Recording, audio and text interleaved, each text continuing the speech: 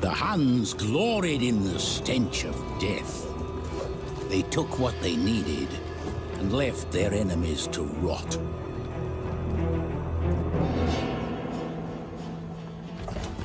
The Huns were free. They rode and fought and lived. Fear built Roman walls. They were right to be afraid.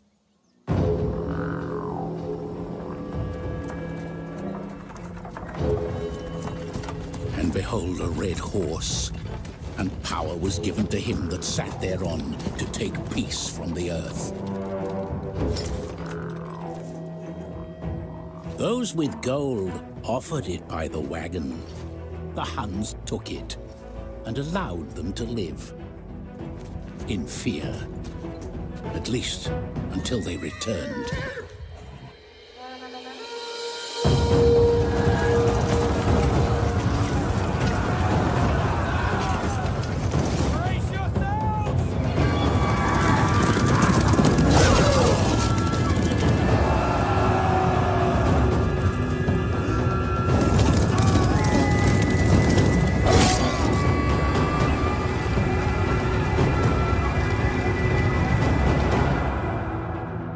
Riders of the Four Winds prayed to him of the eternal sky.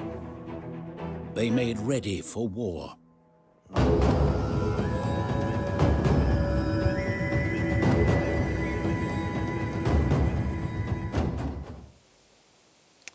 Alright, so this is episode 31 of the Mazun challenge.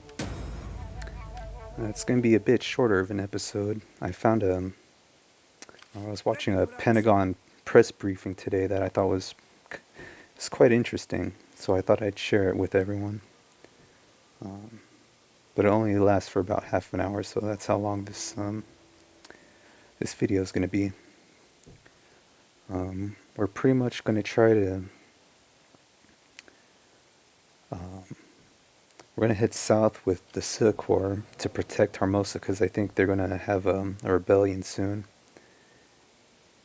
And these guys are going to continue to take out the Sassanid Empire. So let's get started. How can I help? Get a little bit of recon going. And I think I'm going to... I was allied with them for a little bit, but I think we're going to go to war with the Himyar. A few things at the top, and then I'll get right to your questions. All right, first up front, I know many of you continue to have questions about what happened in Russia over the weekend, and I know that you're aware of what the White House has already said on this matter, so I won't retread that ground other than to provide a brief overview of Secretary Austin's engagement during the weekend. Close enough where I can. On Saturday morning, Secretary Austin and General Milley participated in a briefing with President Biden, the Vice President, and other principals to discuss the situation in Russia. Throughout the day on Saturday, Secretary Austin received regular updates from senior civilian and military officials at the Pentagon. He also actively engaged key allies and partners to share information on the developments taking place in Russia, and made clear that the U.S. was not involved and that we would not get involved in these events. And as you've heard the White House and State Department say, we view the security situation in Russia as an internal Russian matter. During his calls, Secretary Austin also reiterated that support by the United States for Ukraine will not change, and that remains our focus. And toward that end, the Department of Defense announced earlier today additional security assistance to meet Ukraine's critical security and defense needs.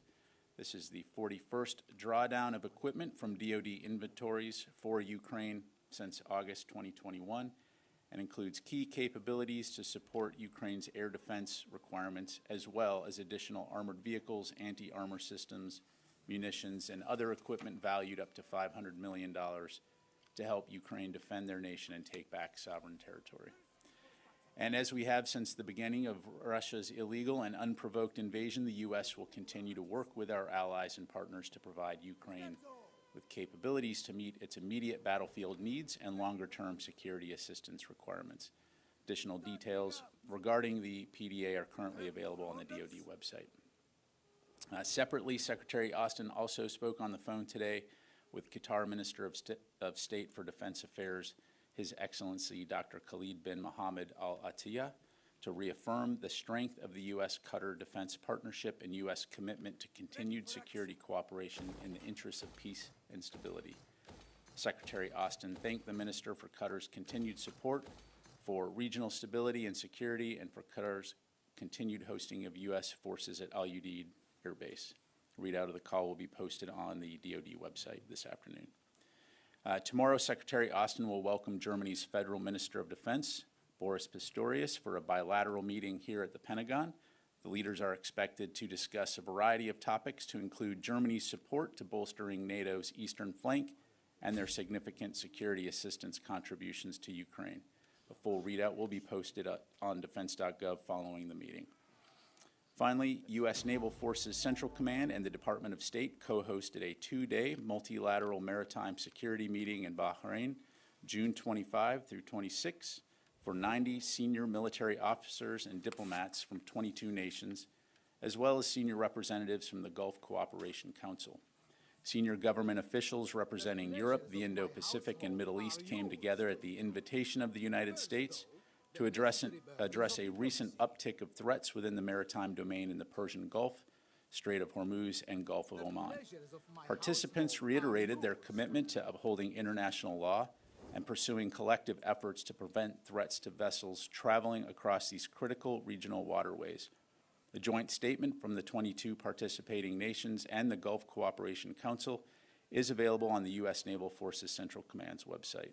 And on that note, in addition to the joint statement, I'd also refer you back to the July 2022 Jeddah communique between the U.S. and Saudi Arabia, which emphasized the importance of preserving the free flow of commerce through strategic waterways. This most recent engagement in Bahrain reaffirms the sustained commitment of the United States to achieving that goal and serves as an example of DoD's national defense strategy-driven partnered approach in action. And before I conclude, I'd also like to do a quick shout-out and show of appreciation for Secretary Austin's Deputy Chief of Staff, Mela Louise Norman, whose last day with the department is tomorrow. During her tenure, Mela has had an incredible impact across DoD, from our new Office of Strategic Capital to the Secretary's Taking Care of People initiative.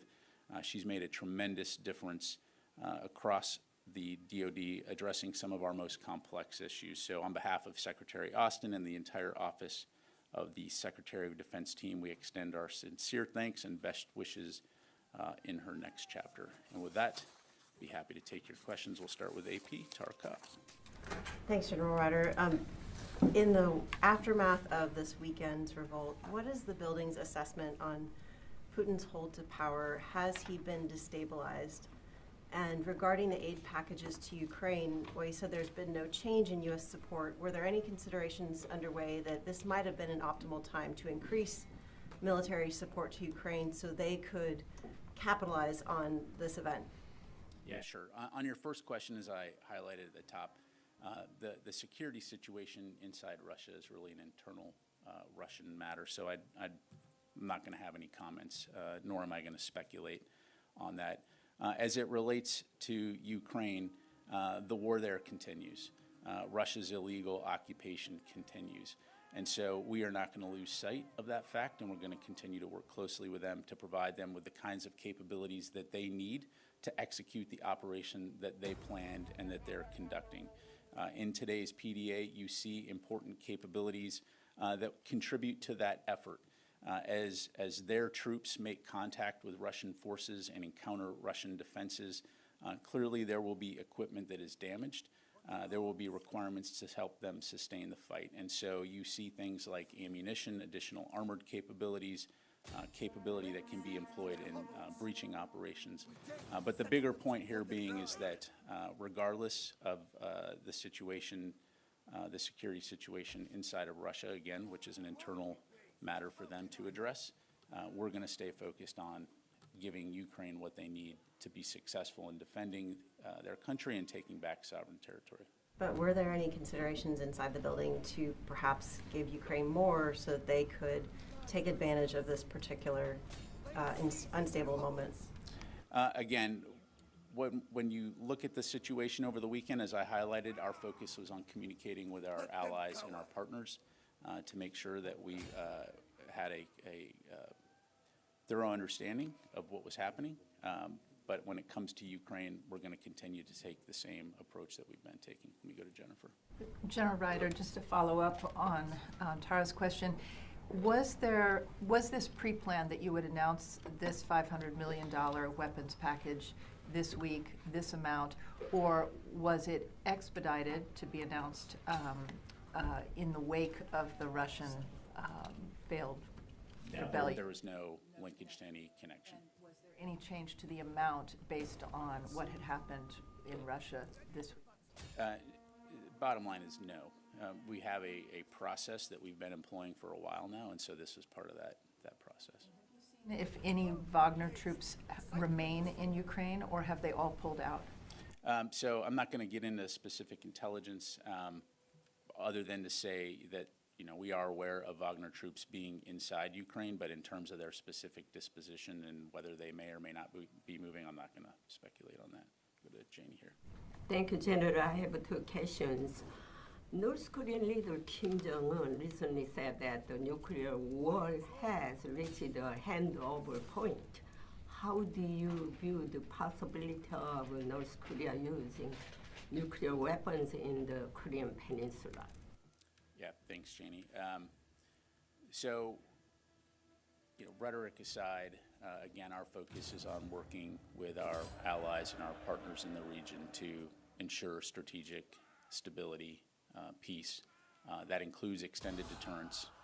And so when it comes to things like nuclear testing, we've known for a while, as you've heard us say, that North Korea at some point will conduct a nuclear test. I don't have anything to announce, nor would I, in terms of when that might be. So again, our focus is going to be on continuing to work with our allies, to include the Republic of Korea and Japan, to deter potential aggression and destabilizing acts. The United States allocate Japan Air Force joint exercise is currently underway in the U.S. The training name is called Red Flag. Do you have any more detail about this training? I don't. I'd refer you to USFK. They can get you some additional information. Let me ask you something more. Because there are so many exercises going on between U.S. and South Korea. Yeah, exactly. So I just don't have the details of that particular one. But to your point, we do a lot of exercises because, again, our alliances and our partnerships are a critical strategic advantage and capability, and the way that we approach trying to ensure that we can preserve a free and open Indo-Pacific. And so, but on that particular exercise, I'd refer you to USFK. Let me go over here to the gentleman back here. Yes, sir. Yeah, you. Just to follow up on the line of questioning regarding the weekend's events, were there any changes in troop posture, or did we move any U.S. troops in reaction to the events this weekend in Russia?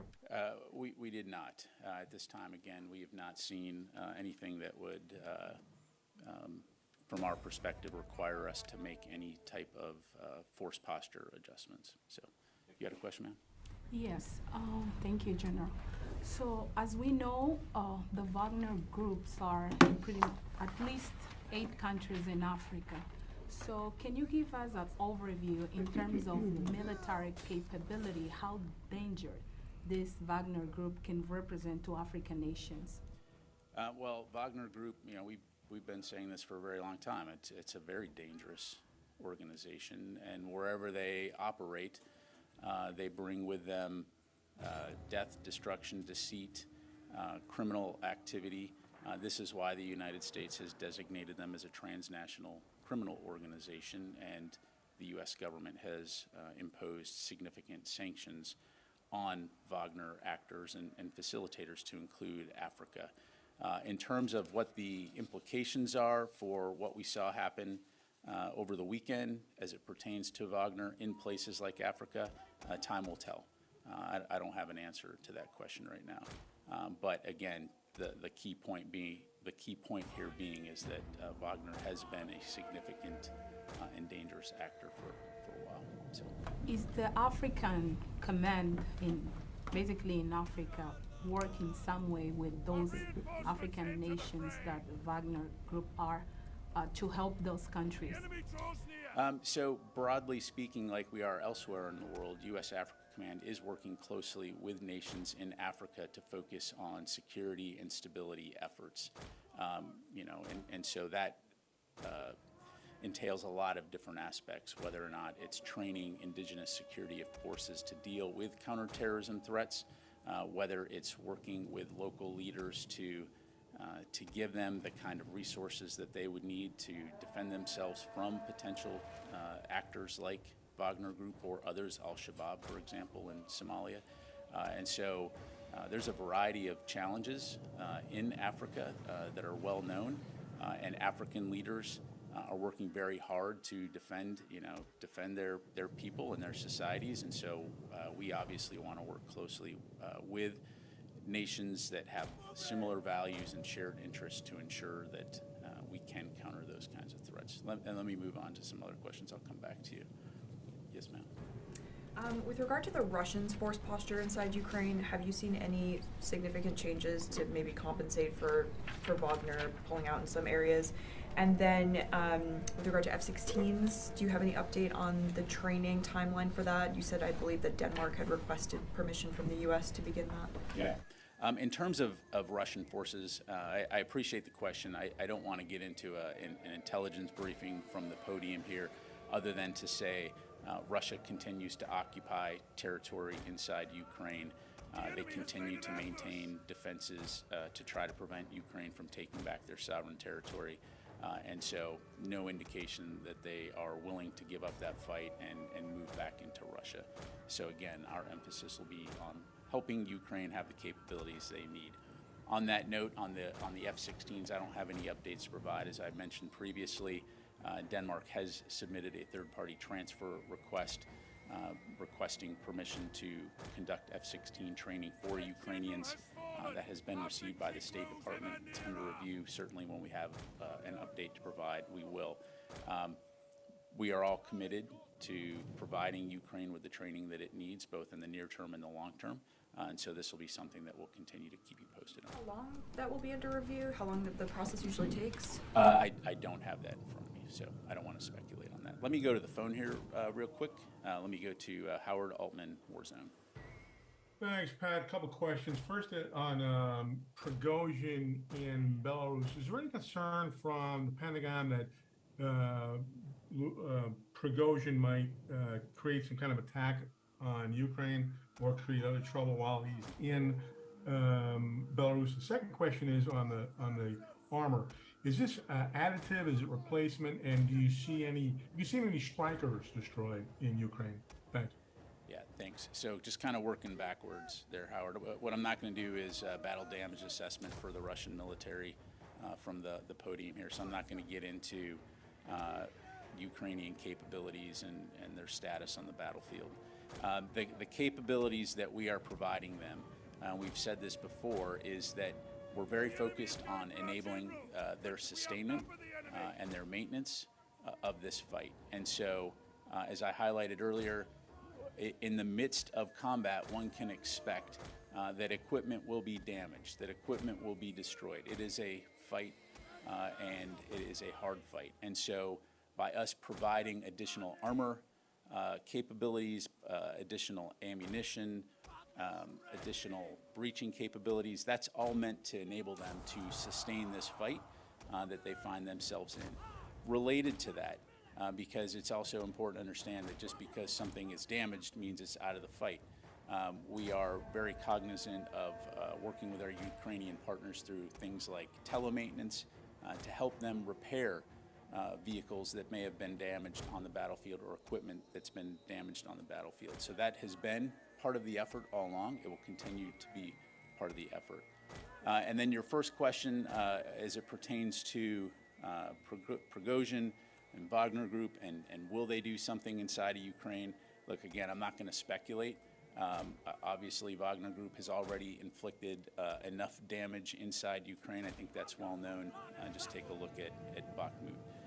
But in terms of what the future portends, again, I'm just not going to get into hypotheticals or speculate.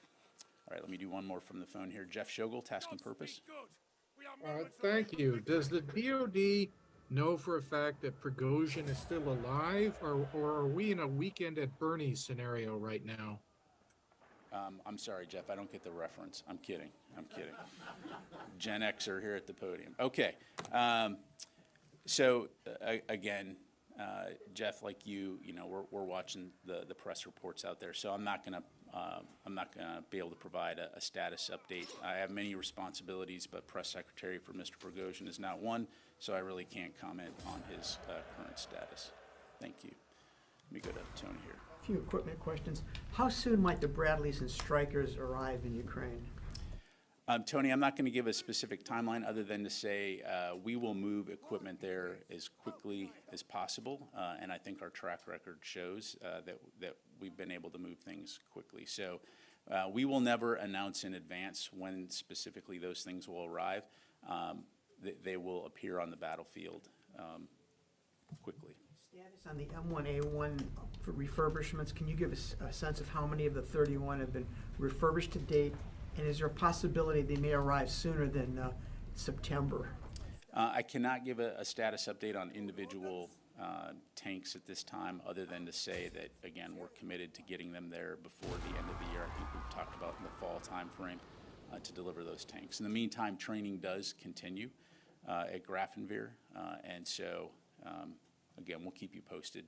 One thing we will not do, kind of to my earlier comments, we will not announce, hey, the tanks are going to be delivered on this date at this time, as you know. But we understand there's a lot of interest in that, and so we'll keep you posted. There's no acceleration. You don't see them coming. This is already an acceleration, right? I mean, originally when we had announced the M1A2 variant, we were looking at a longer timeline. So by going this route with the M1A1, refurbishing them, putting them into a variant that will meet Ukraine's battlefield needs, this was already an acceleration of the process. And then by doing the training concurrently with some training tanks, the idea is that when those tanks are refurbished, when the training is complete, the maintainers are trained, we can marry them up and get them into Ukraine sooner rather than later. One more equipment question. What's the status of the PDA for Taiwan that the Secretary alluded to like a month ago that you were still working on? Yeah, so I don't have an update to provide at this time in terms of the timing. Again, as you highlighted, the Secretary did indicate that that's something that we are working towards, but I'm not going to put a timeline on today. Or is it still in the discussion phase? Yeah, I don't want to speculate from the podium here. We'll keep you posted. Thank you very much. Let me go back here to Ro. Yeah, thank you very much. One question from Taiwan. Last week, the U.S. National Security Council transited the Taiwan Strait a day after Secretary Blinken's visit to Beijing. I wonder why the U.S. deployed a U.S. Coast Guard ship instead of destroyer or cruiser at this time. Yeah, thanks for the question, Ro. So first of all, over the years, we've deployed a variety of capabilities through the Strait and throughout the Indo-Pacific to demonstrate the capabilities that we have. You know, the most important aspect of any vessel is the fact that it's carrying the American flag. Okay, so I don't know that I would read into the particular type of platform. And as the son of a proud coastie, I think that the U.S. Coast Guard is a fantastic service, and that their vessels are just as powerful and also signal U.S. commitment in the region as well as any other vessel that we sail. So, yes, ma'am. So earlier this month, the U.S. was concerned that North Korea was planning to deliver more artillery equipment to Russia. Have you seen the DPRK trying to move weapons to Russia since all of this happened? Yeah, I don't have anything new to provide on that front beyond what we've provided previously. Seen any talks, no movement between the two companies? I don't have anything new to provide. Thank you. Yes, ma'am. Thanks so much, General. According to the Japanese government, US and Japan hold extended deterrence dialogue (EDD) from yesterday to today in the US. And separately, US and ROK have established new nuclear consultative group under the Washington Declaration. And my question is, what do you think of the possibility of creating a new trilateral mechanism among US, ROK, and Japan on extended deterrence specifically? Sure. At the risk of not making policy here from the podium, clearly we very much value the relationship that we have with Japan and with the Republic of Korea, and certainly continue to work very closely with those allies to find opportunities for our nations to work together. And so when and if we have anything new to announce, we certainly will. But one thing I'm positive of is that we will continue to work very closely together, both in the region and elsewhere, to ensure that we can preserve a free and open Indo-Pacific, and that we can work together to ensure peace and stability around the world. Thank you. Let me go here. Thank you, General. I want to go back to the situation in Russia, and noting that you referred to it as an internal affair. However, the Pentagon has to deal with the situation and make assessments and maybe prepare some scenarios. This is what the President said. In dealing with this internal affair, how are you describing it? Is it a mutiny? Is it a rebellion? Is it a coup d'etat? When you look at it, what is this? Yeah, thanks, Fadi. I'll leave it to you to come up with what characterization you want to. Obviously, we monitored the events there, but as far as the internal security situation within Russia, again, that's an internal matter. I'm not gonna put a particular stamp on it. I appreciate that, but I'm sure that you have to deal with potential outcomes. And in trying to assess what outcomes might happen or come out of this, you have to have a certain framework. Absolutely, and I think, and again, I appreciate the question, and I understand where you would like me to go on this, but I think the facts were there for all of us to see, and I think this is an issue that Russia obviously needs to address internally. But in terms of whether you want me to call this a coup, an armed insurrection, or I'm just, yeah. Russian President Putin basically alluded at the West's role maybe in this internal affair event by saying that the West wants the Russians to kill each other in this mutiny. Do you have a response to that? Yeah, I mean, I think I was pretty clear at the top that we were not involved in this. We won't get involved in this. We've been very clear from the beginning that we are not at war with Russia. We don't seek conflict with Russia. Our focus is on supporting Ukraine and enabling them to defend themselves. Thank you very much. Yes, sir. Thank you, General. My question is about child soldiers. The United Nations just released its report about children and armed conflict, which shows violations against children. So, according to this report, a total of 1,696 children were verified as recruited and used by Syrian Democratic Forces and YPG and other components of SDF. And the reports also say that the YPG, which is the Syrian branch of the PKK, killed and abducted children. Just to remind, the YPG is the Syrian branch of PKK, and PKK is a terrorist organization. It's not only. Are you asking a question, or are you making a declarative statement?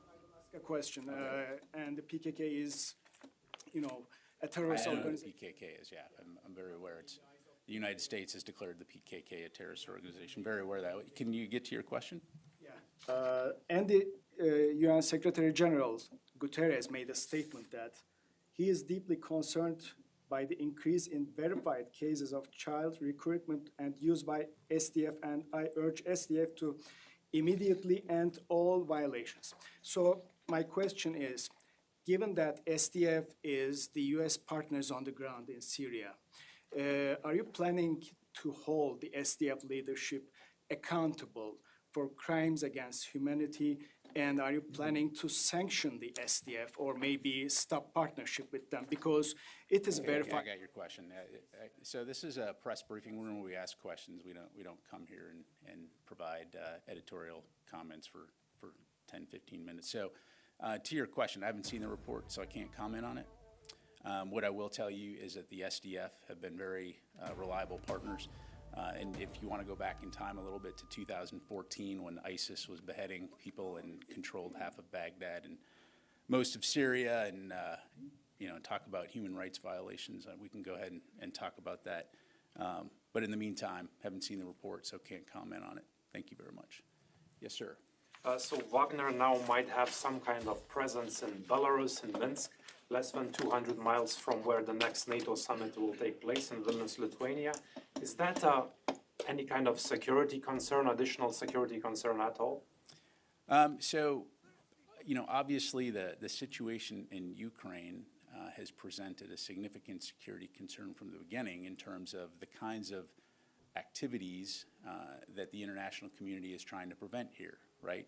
The fact that Russia was able to invade its peaceful democratic neighbor unprovoked creates a significant security concern throughout Europe and internationally. And so this is why you've seen the world come together to try to deter any further aggression beyond the Russian borders, and why it's so important that we support Ukraine. As it pertains to Belarus, clearly we know that Belarus and Russia maintain a relationship. We've seen no indication at this point of any type of additional military activity that prevents that threat or presents a threat. But what I would say is, the NATO alliance is a very strong alliance that's worked very hard over the last year to ensure our collective security and ensure a commitment to one another that every single square inch of NATO territory will be protected. Thank you. Time for a couple more. Yes, sir, and then we'll go to Louis. Thank you very much, General. General, regarding to what's happened this weekend in Russia, do you still have communications with your counterpart in Russia about this situation? And what was your message to them? And what's the big concerns for the DoD about what's happened during that weekend? Yeah, so to answer your question, no, the Secretary did not talk to his Russian counterpart. And in terms of, that's the answer to your question. So, did you have a second part to that?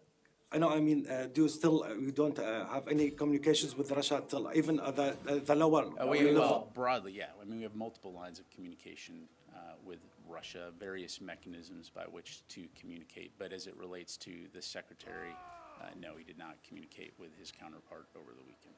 Big concerns about what's happened during the weekend.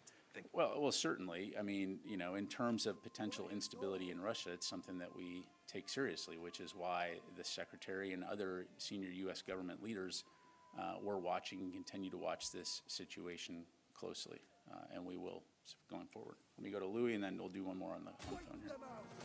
Generally, following up on Natasha's question about the F-16s, you mentioned the review that's at the State Department for Denmark. What are the next steps after that? Should that be approved? And does the Netherlands have to undertake the same approval?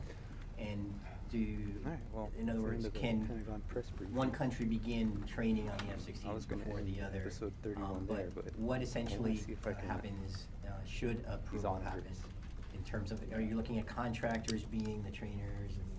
Yeah. Did I say Netherlands or did I say Denmark? Quick little but the Netherlands is also correct. So so exactly. So the Netherlands and Denmark have volunteered to take the lead when it comes to putting together this program, and so they're going through that process right now of identifying and putting those kinds of details together in terms of what that training pipeline will look like. One of the things I really like about so in terms of Attila, considerations like basic flying training, language training, since English the fact that units are hidden so by the F-16, and then where that training a lot less, will actually it's like everyone has stealth on camera. and so those are all details that the Danes and the Dutch are working through right now. In terms of the the third-party transfer request, makes things a little bit more.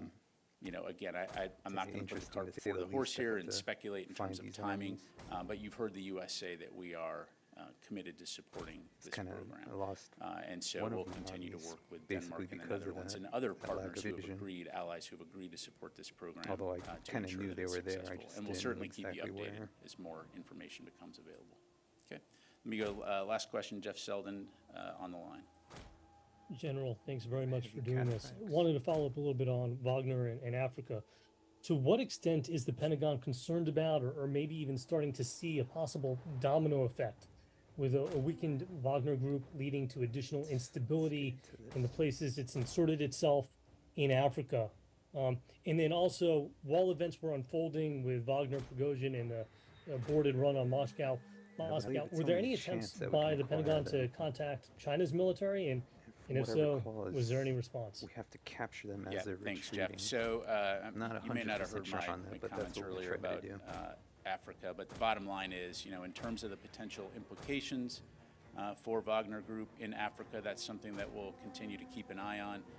We've said for a while that they are a destabilizing influence in that region and certainly a threat, which is why they've been declared a transnational criminal organization, and the United States government has imposed sanctions on actors who are facilitating or also a part of the Wagner Group. In terms of China, again, I don't have anything new to announce in terms of outreach to China. Certainly, we continue to advocate for keeping the lines of communication open, and we'll actively continue to do that.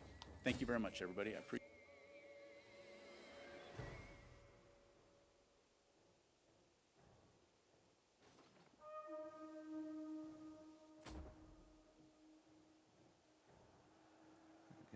I've taken a little bit of friendly fire in that. A glorious victory will soon be yours. As many of these guys as we can capture as possible.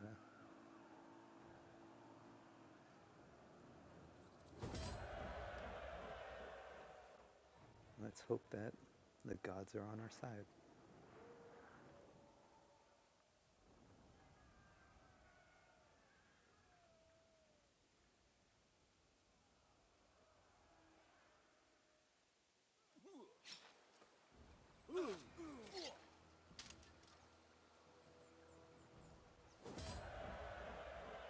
Guess not.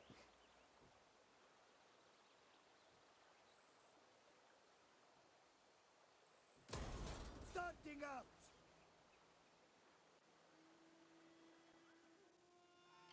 Ready for action. Yeah, guess not.